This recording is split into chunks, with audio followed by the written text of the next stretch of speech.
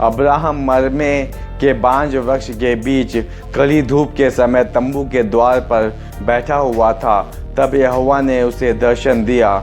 उसने आंख उठाकर दृष्टि की तो क्या देखा कि 3 पुरुष उसके सामने खड़े हैं। जब उसने उन्हें देखा तब वो उनसे भेंट करने के लिए तंबू के द्वार से दौड़ा और भूमि पर गिरकर दंडवत की और कहने लगा, हे प्रभु, यदि मुझ पर तेरी अनुग्रह की दृष्टि है तो मैं विनती करता हूँ कि अपने दास के पास से चले ना जाना।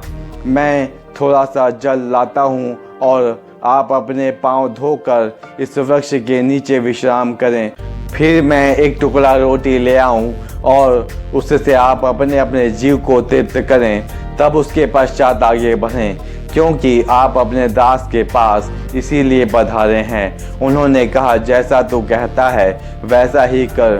तब अब्राहम तुरंत तंबू में सारा के पास गया और कहा, 3 सवा मैदा जल्दी से गूंथ और फुलके बना। फिर अब्राहम गाय बैल के झुंड में दौड़ा और एक कोमल और अच्छा बछड़ा लेकर अपने सेवक को दिया और उसने जल्दी से उसे पकाया। तब उसने दूध और दही और बछड़े का मांस जो उसने पकवाया था लेकर उनके आगे परोस दिया और आप वृक्ष तले उनके पास खड़ा रहा और वे खाने लगे। उससे पूछा, तेरी पत्नी सारा कहाँ है? उसने कहा, वो तो तंबू में है। उसने कहा, मैं वसंत ऋतु में निश्चय तेरे पास फिर आऊँगा और तेरी पत्नी सारा के एक पुत्र उत्पन्न होगा। सारा तंबू के द्वार पर जो अब्राहम के पीछे था सुन रही थी।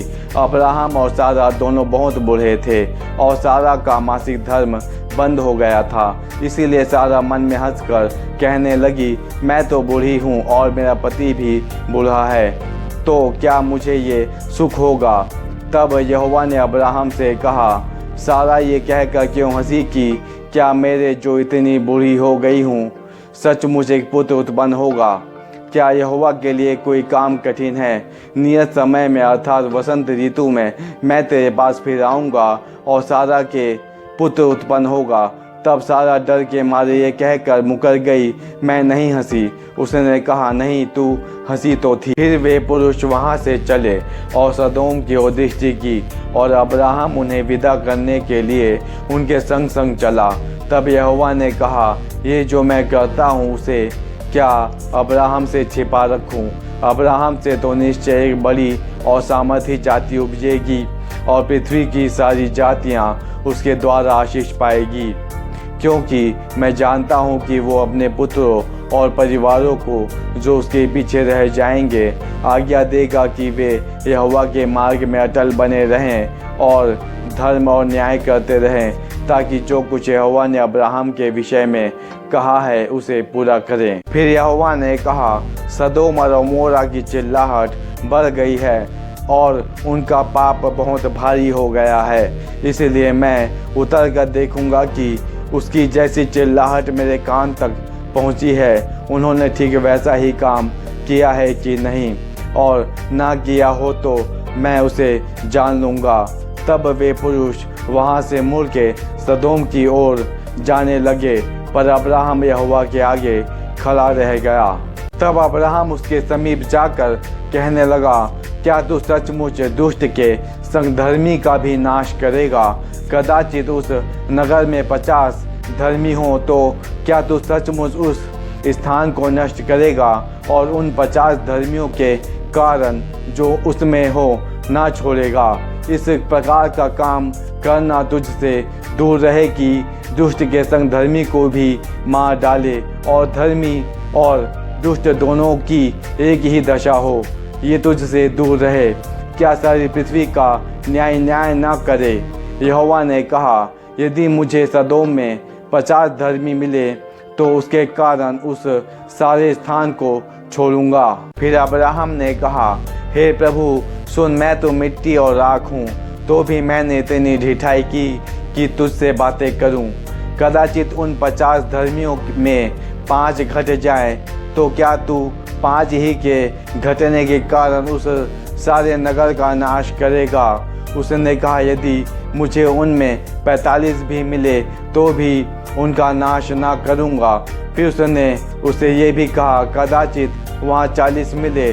उसने कहा, तो मैं 40 के कारण भी ऐसा ना करूँगा। फिर उसने कहा, हे प्रभु, क्रोध ना कर तो मैं कुछ और कहूँ, कदाचित वहाँ 30 मिले। उसने कहा, यदि मुझे वहाँ 30 भी मिले तो भी ऐसा ना करूँगा। फिर उसने कहा, हे प्रभु सुन, मैंने तो इतनी ढिठाई तो की है कि तुझसे बातें करूं, कदाचित उसमें 20 मिले। उसने कहा, मैं 20 के कारण भी उसका नाश ना करूंगा।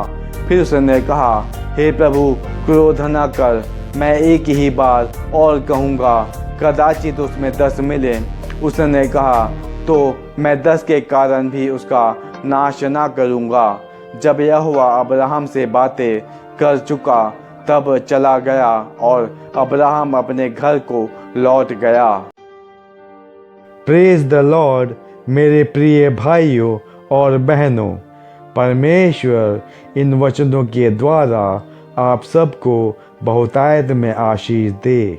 बाइबल में लिखा है, नीति वचन 18:16 में, भेंट मनुष्य के लिए मार्ग खोल देती है और उसे बड़े लोगों के सामने पहुंचाती है।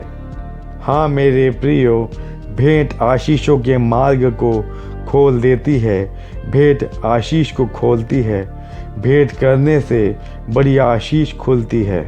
भेंट बड़े लोगों के सामने पहुंचाती है, उत्तम स्थानों में पहुंचाती है। हालेलुया। मेरे प्रियो, आपके मन में जो पहला विचार आए दान करने के लिए वही दान करे, क्योंकि जो पहला विचार आता है दान का वही उत्तम दान है।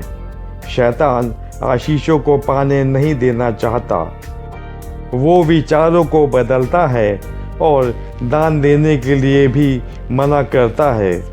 जो लोग उत्तम दान दे रहे हैं वो परमेश्वर के उत्तम आशीष को पाएगा। जो जैसा बोएगा वो वैसा काटेगा, जो जैसा बोता है वो वैसा काटता भी है।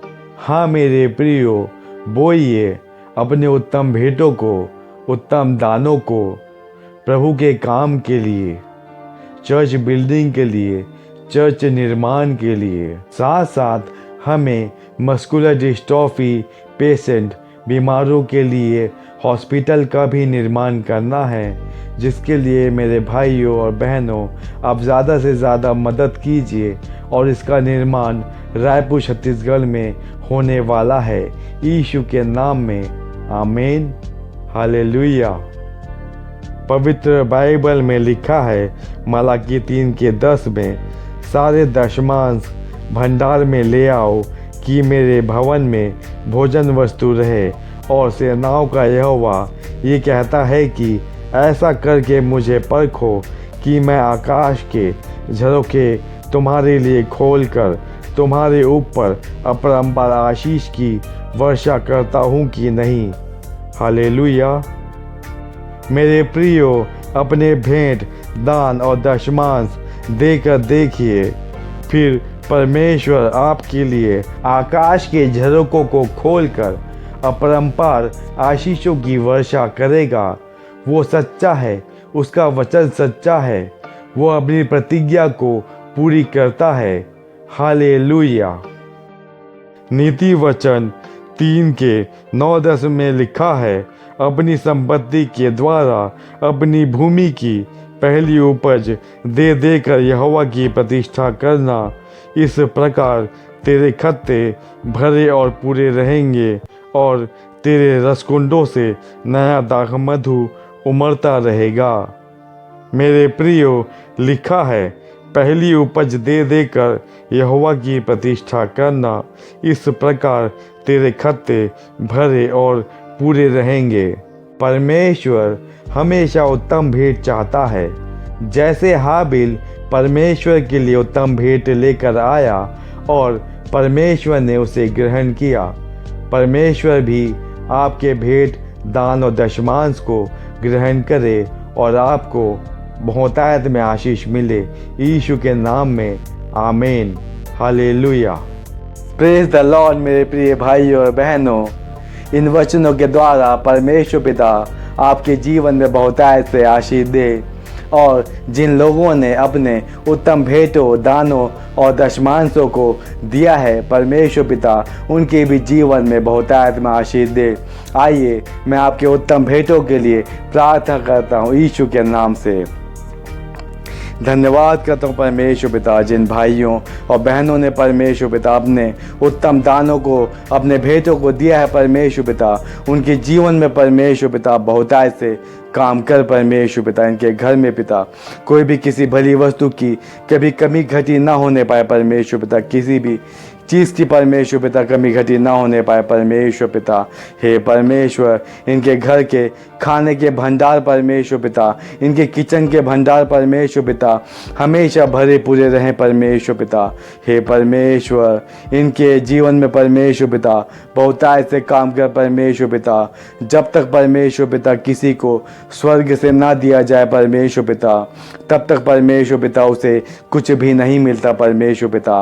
आपने इन भाइयों और बहनों को बहुतायत में दिया है परमेश्वर पिता, और इन्होंने परमेश्वर पिता आपके काम के लिए बोया है परमेश्वर पिता। जो जैसा बोएगा वो वैसा काटेगा, जो रोते हुए बोता है वो हंसते हुए काटता है। हाँ परमेश्वर पिता, आप महान सामर्थी परमेश्वर हैं पिता। हे सर्वशक्तिमान है मेरे पवित्र पिता, इनके जीवन में परमेश्वर पिता बहुतायत से काम कर पिता। इनके सारे दुख संकट को तू ले ले परमेश्वर पिता। इनके घरों में परमेश्वर पिता जो बीमार है पिता, उनकी शुद्धि ले परमेश्वर पिता, वो भले चंगे हो जाए परमेश्वर पिता। हे परमेश्वर, इन्हें परमेश्वर पिता हर क्षेत्र में पिता बढ़ा परमेश्वर पिता। हे परमेश्वर पिता, इनके बैंक बैलेंस को बढ़ा परमेश्वर पिता। हे परमेश्वर, हे यीशु, इनके भेंटों को ग्रहण कर परमेश्वर पिता, जैसे आपने पिता हाबिल परमेश्वर पिता जो आपके लिए उत्तम भेंट लेके आया पिता, उसकी भेंट को आपने ग्रहण किया परमेश्वर पिता।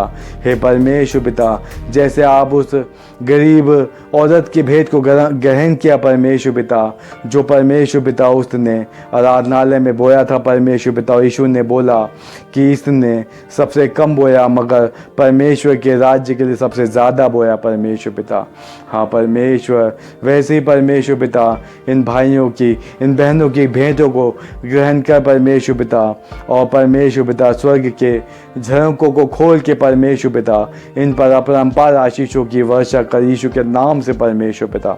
मैं आपसे मांगता हूँ परमेश्वर पिता, धन्यवाद करता हूँ परमेश्वर पिता, आप सुन रहे हैं परमेश्वर पिता और प्रार्थना को ग्रहण भी कर रहे हैं परमेश्वर पिता। हे परमेश्वर, और जो भाई बहन परमेश्वर पिता लाइक कर रहे हैं, शेयर कर रहे हैं, सब्सक्राइब कर रहे हैं परमेश्वर पिता, हे सर्वशक्तिमान, उनके जीवन में भी काम कर परमेश्वर पिता। यीशु के नाम से परमेश्वर पिता मैं इस प्रार्थना को आपसे मांगता हूँ यीशु के नाम से परमेश्वर पिता। यीशु के लहू से इन सब भाई बहनों को, उनके पूरे परिवारों को कवर करता हूँ परमेश्वर पिता। स्वर्गदूतों का बाड़ा दे परमेश्वर पिता, स्वर्गदूतों की पहरे में इनको रख परमेश्वर पिता, अपनी पनाहों में रख परमेश्वर पिता, अपने बाहों में रख परमेश्वर पिता। यीशु के नाम से परमेश्वर पिता इनके जीवन को खुशियों से भर दे परमेश्वर पिता। यीशु के नाम से मैं इस प्रार्थना को मांगता हूँ यीशु के नाम में, आमीन। मेरे प्रिय भाइयों और बहनों, इन वचनों को ज़्यादा से ज़्यादा शेयर करें, सब्सक्राइब करें और ज़्यादा से ज़्यादा लोगों के तक पहुँचाएं, क्योंकि ज़्यादा से ज़्यादा आत्माएं बचाई जानी चाहिए, ज़्यादा से ज़्यादा लोग अनंत जीवन को पाएं और ज़्यादा से ज़्यादा लोग अपने पापों से छुटकारे को पाएं। परमेश्वर पिता इन वचनों के द्वारा आपके जीवन में बहुतायत से आशीष दे, यीशु मसीह के नाम से, आमीन। हालेलुया।